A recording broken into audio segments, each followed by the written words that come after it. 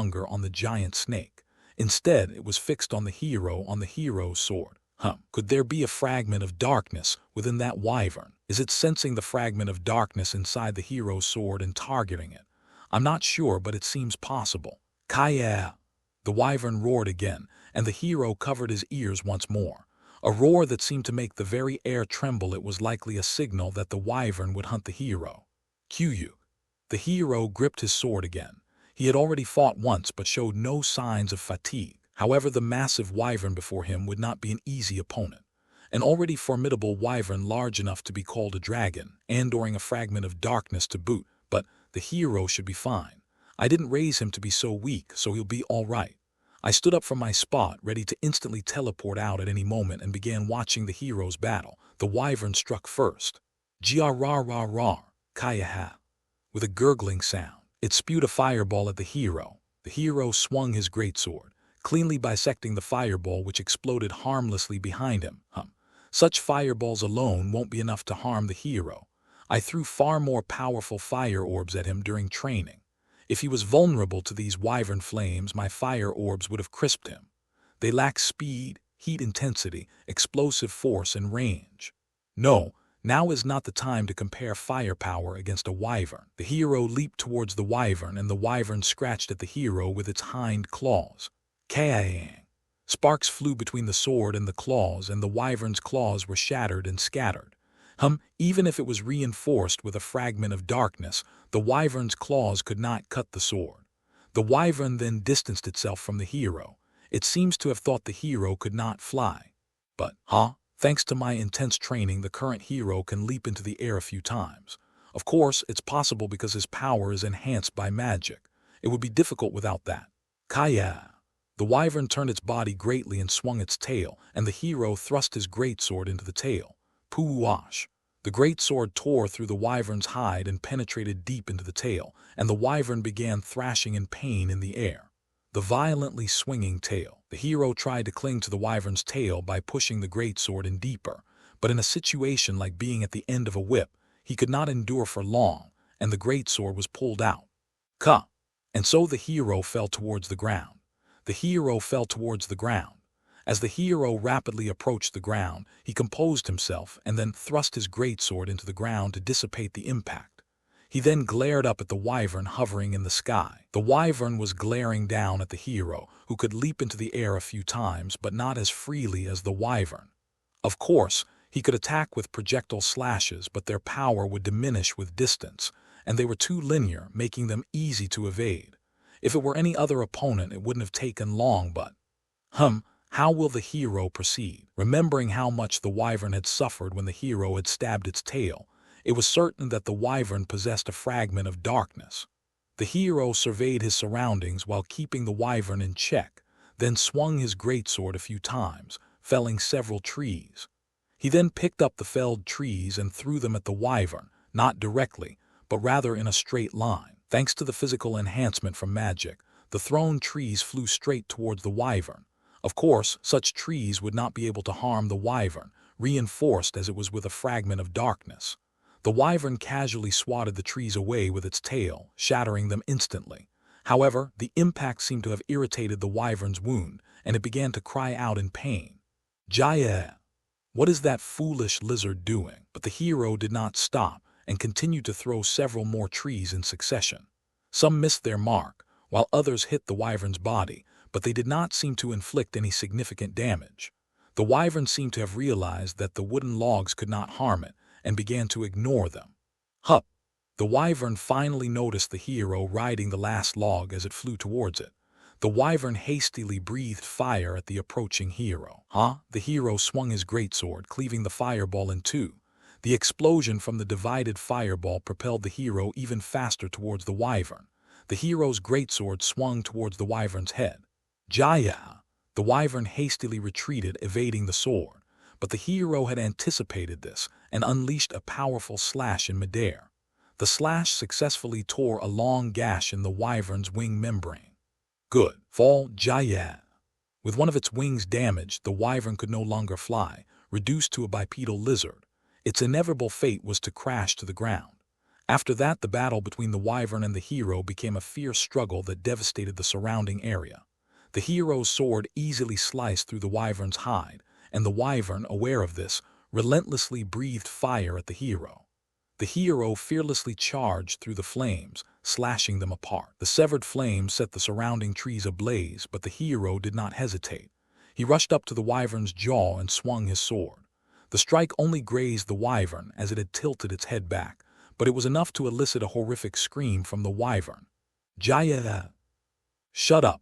The hero seized the opportunity and unleashed a flurry of strikes on the wyvern's body, slicing its hide, cutting off its tail, and breaking its horns. The wyvern fought back with its claws, its half-severed tail, and its jaws, but the hero's onslaught was overwhelming. Once the wyvern had lost its aerial advantage, its chance of victory had vanished. And then, crunch! In the end, only a beheading awaited it. Well, that's only natural. Unlike other wyverns, this one has wings. It has a sturdy but heavy scale, powerful muscles, and skeleton, but it sacrificed these to minimize air resistance and have streamlined, agile body for flight. With its wings lost, that relatively weak-bodied wyvern that sacrificed many things for flight could not defeat the hero. Well, its fireballs are still threatening, but the hero can handle that. Phew!